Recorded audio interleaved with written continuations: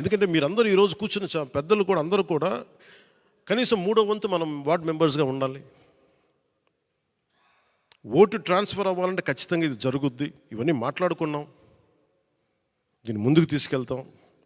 కేవలం నేను ఎమ్మెల్యే సీట్ల దగ్గర ఆగిపోవట్లేదు, ఆ దృష్టిలో మీకు పెడుతున్నాను. ఎందుకంటే ఒక పార్టీ నిర్మాణం లేదంటే మండల స్థాయి, గ్రామ స్థాయి, పంచాయతీ స్థాయి, వార్డు స్థాయి వరకు నాయకత్వం ఉండాలి ఒక పార్టీకి. ఇది చాలా చక్కటి అవకాశం మనందరం పెంపొందింపు చేసుకోవడానికి. టీడీపీకి మనం కలిస్తే ఏమైపోతుందంటే ఇద్దరం కలిసి నిర్మాణం చేసుకోవచ్చు. వాళ్ళు పునర్నిర్మాణం లేదంటే వాళ్ళకి కొంత ఎక్స్ట్రా బలం తీసుకోవచ్చు, మనం బలమైన నిర్మాణం చేసుకోవచ్చు. ఇది ఇద్దరికీ మంచిది. ఇది భవిష్యత్తు ఏది ఎట్లా ఉన్నప్పటికీ కూడా ఈ క్షణం మనం ఇప్పుడు చేయాల్సింది సంపూర్ణంగా ఒక మాట అటున్నా ఆటుపోట్లున్నా ఇటున్నా కానీ మనం కలిసే వెళ్తున్నాం. అలాగే వారు 2 సీట్లు అనౌన్స్ చేశారు కాబట్టి ప్రత్యేక పరిస్థితుల్లో నేను కూడా ప్రత్యేక పరిస్థితుల్లో ఈ రోజున రిపబ్లిక్ డే రోజున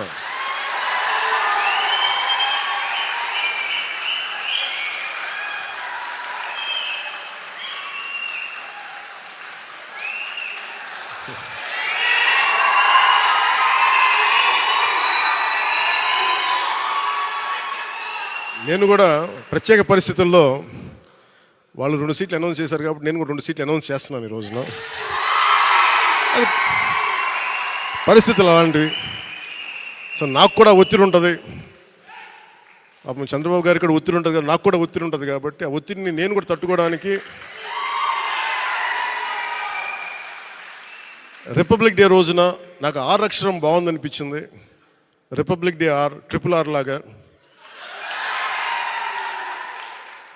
రిపబ్లిక్ డే రోజున రాజోలు రాజానగరం సీట్లు నేను అనౌన్స్ చేస్తాను.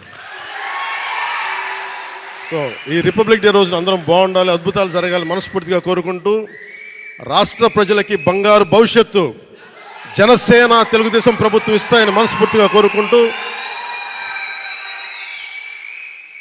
ఈ పర్యాయం నన్ను నమ్మండి, వ్యూహం నాకు వదిలేయండి. ఏ వ్యూహం వేసినా నన్ను సంపూర్ణంగా నమ్మండి. నేను విహంగ వీక్షణం చేస్తాను, మీరు నన్ను నమ్మండి. నాకు దశాబ్దం అడగట్లా, ఈ ఎన్నికలు దాటనివ్వండి, 5 సంవత్సరాలు టైం ఇవ్వండి. నాకు మీ గౌరవానికి ఏమాత్రం భంగం వాటిల్లకుండా మన నాయకులకి ప్రతి ఒక్కరికి గుర్తించే బాధ్యత నేను సంపూర్ణంగా తీసుకుంటాను. ఈసారి కలిసి పనిచేద్దాం. ఎప్పుడు విడిపోయి మనం పలచన పడిపోయాం. ఈసారి కలిసి ఉందాం, చిక్కగా ఉందాం. అలాగే భారతరత్న అవార్డు వచ్చిన కర్పూరి ఠాకూర్ గారికి ప్రత్యేకంగా నా అభినందనలు తెలియజేసుకుంటూ, పద్మవిభూషణ్ అవార్డు వచ్చిన శ్రీ వెంకయ్య నాయుడు గారికి,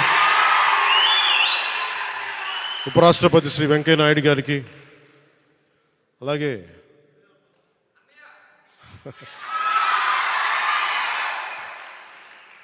మా పెద్దన్నయ్య మెగాస్టార్ చిరంజీవి గారికి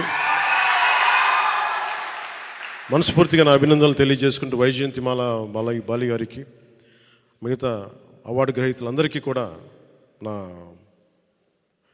అభినందనలు తెలియజేసుకుంటున్నాను.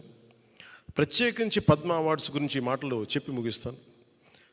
నరేంద్ర మోదీ గారికి మనస్ఫూర్తిగా నా అభినందనలు తెలియజేస్తాను. ఎందుకంటే మారుమూల ప్రతిసారి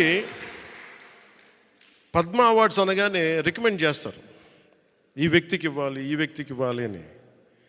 వాటన్నిటినీ పక్కన దోసేసి టాలెంట్ ఎక్కడుంది, ప్రతిభ ఎక్కడుంది, త్యాగం ఎక్కడుంది అని వెతుక్కొని మరి దేశం నలుమూల నుంచి ఆయన వ్యక్తులను తీసి పద్మ అవార్డ్స్ ఇవ్వటం ప్రధానమంత్రి నరేంద్ర మోదీ గారికి మనస్ఫూర్తిగా హ్యాట్స్ ఆఫ్ తెలియజేస్తాను.